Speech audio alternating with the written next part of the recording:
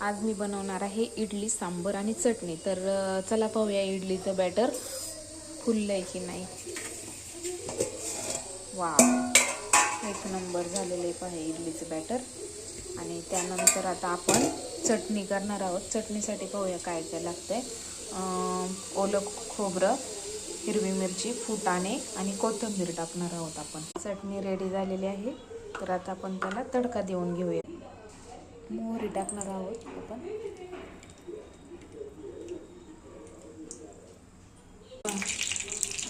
कढीपत्ता टाकलेला आहे आपण।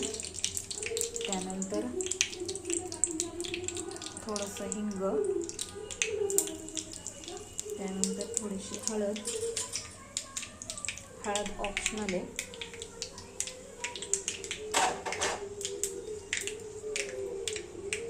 आणि हे आपण या चटणीमध्ये तडका देणार आहे।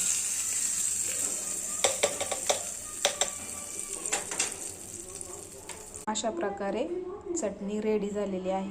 हे पहा, आता आपण सांबर करणार आहे। सांबरसाठी जिरी, मोहरी आणि कढीपत्त्याची फोडणी देणार आहे।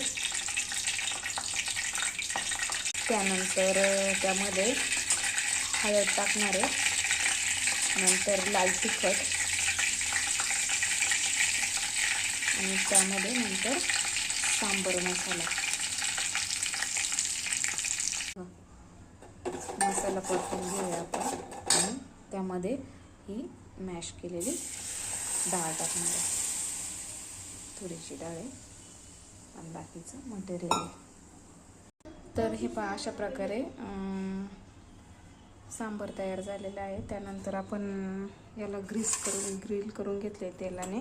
आणि आता आपण याच्यामध्ये पीठ घालून इडलीसाठी तयार करणार आहे। अशा प्रकारे भरलेलं आहे। तर आता आपण ते 10 मिनिटासाठी वाफवून ठेवणार आहे। अशा प्रकारे इडली तयार झालेली आहे आपली। हे बघा किती स्पॉन्जी झालेली आहे।